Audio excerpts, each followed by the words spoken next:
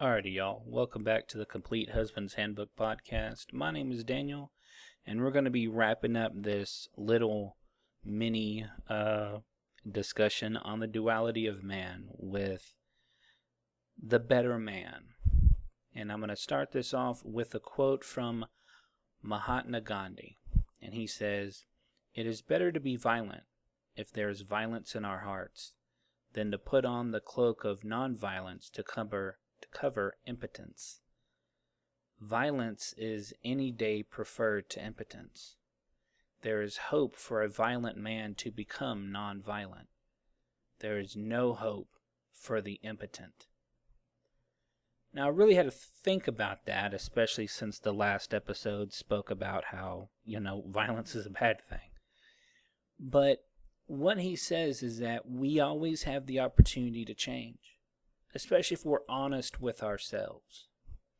If you tend to lean towards anger, understand that you're probably an angry person and find out why you are the way you are.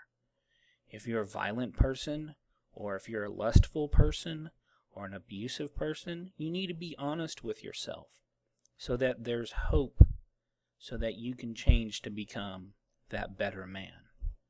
Now, I love the last sentence. There is no hope for the impotent. And that means that you don't want to change. You have no desire to change. You're stuck and rutted, and that's where you're going to be. You're not going to become better. You're probably going to become worse. And at the end of the day, when the dust settles, you're going to be alone because no one will want to be around you. Now, on a positive note, let's look at those same 6 baser instincts and find out how we can channel them into becoming the baser man, or the better man, I'm sorry. And I'm going to be honest with y'all. I'm an angry person. I tend to get frustrated rather quickly. I tend to get angry rather quickly. And through the years, I'm turning 40 this year, I've learned to channel that surge of power and that almost clarity of thought anger gives me into productive energy. And I discovered this when I was a teenager. I took an art class, and the art teacher, she was a prick, but she had a lot of great talent, and she knew how to pull the best out of everybody, and she would piss me off like there was no going out of style. She did it. She meant to do it. She almost seemed to revel in it. But looking back at when I wasn't as pissed off, I wasn't as enthusiastic to quote-unquote prove her wrong. And where that's not a great way to sustain longevity in production, she knew that it would work. It probably wasn't the smartest thing for her to do because, she was barely 5 foot, and I could bench, 250 pounds and probably snap her neck. But throughout the years, especially when I've worked the overnight shift and I've been really exhausted and I've been really tired, I've found ways to almost frustrate myself to get the energy and strength needed to keep going. But again, that's like kindling in a fire. It's a quick burn, but it's not sustainable. So finding ways to channel, especially when we're angry, channel that into productivity. Sometimes I like to cook. I'll make flour tortillas and I'll beat the crap out of that dough. Great stress relief. In the earlier episode, I talked about chopping wood, busting up rocks, things like that. Physically active helps with those kind of channeling of the anger. The next one I had talked about was lust. And a lot of that comes from having no real relationships, no real connections with people. So you're almost childlike. I want that, it's mine. And then you'll forget it a couple seconds later. And so being able to connect on a deeper level with your partner, with your spouse, with your fiance, even with your friends, to be able to share meaningful time together, whether it's, movies, books, art, whatever the case may be. Finding ways to really participate in their lives and for them to participate in yours. Now, if you realize, as most young men do, that once you get older, the friends you had in high school and junior high, once you get out of high school, your paths diverge. They want one thing, you want something else. It doesn't mean you can't be friendly. It doesn't mean you can't check on them from time to time. But those meaningful relationships change, and they always do. But you're going to have bad friends, bad acquaintances, and you will need to remove those from your life. In fact, every sobriety program says get rid of those that aren't doing good for you in your life. And that's just good common practice. But finding ways to actually communicate, especially with the person you love. Now, you may have no idea what they're doing, but asking simple questions is a way for them to know that you really care, but to find out something you may actually like that you didn't know anything about to begin with. The third one was violence. Yes, us men tend to be violent. We like, we like MMA and boxing and hitting things with sticks and driving really fast and bumping into other people, and we're just very physically violent people. But channeling that to protect those you care about from abuse, but also preparing them for the world, is something that I've been studying here lately. I've always been a fan of military history. And someone I've been reading a whole lot about, Julius Caesar, who was, by all definitions, not a good person. But his inner circle, he was very protective of them from abuse.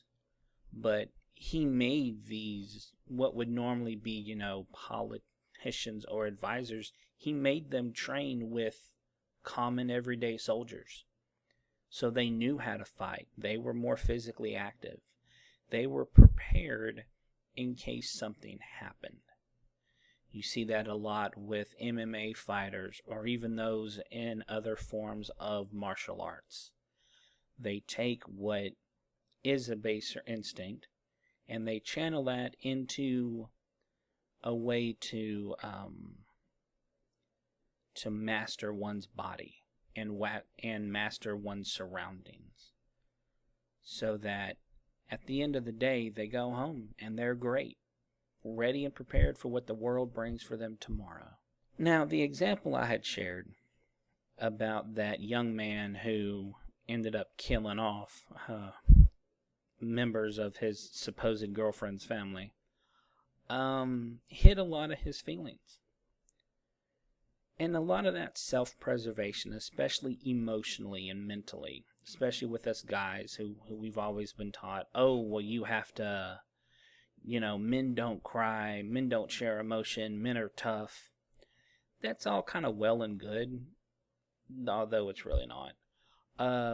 But you need to take that and channel your emotional and mental anxieties and stresses and focus that into living for your family.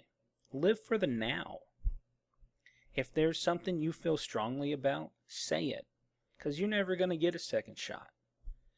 If something is not right or irritating you, especially in your relationship, for the love of God, talk about this with your partner or spouse or fiance, significant other, whatever you want to call them. But live for them. Be in the moment. Explain how you feel. Because they're not mind readers. They don't know what you're going through. They can guess. But again, it's a crapshoot. It's a gamble. It's a roulette wheel to see how most men feel. So, ask your spouse, sit down with them and say, hey, look, I just want to talk about some stuff.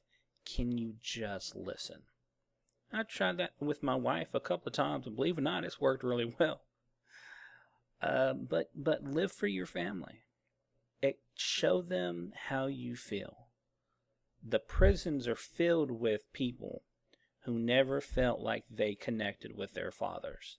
And so they, in and of themselves, didn't know how to connect with their children, or just society as a whole.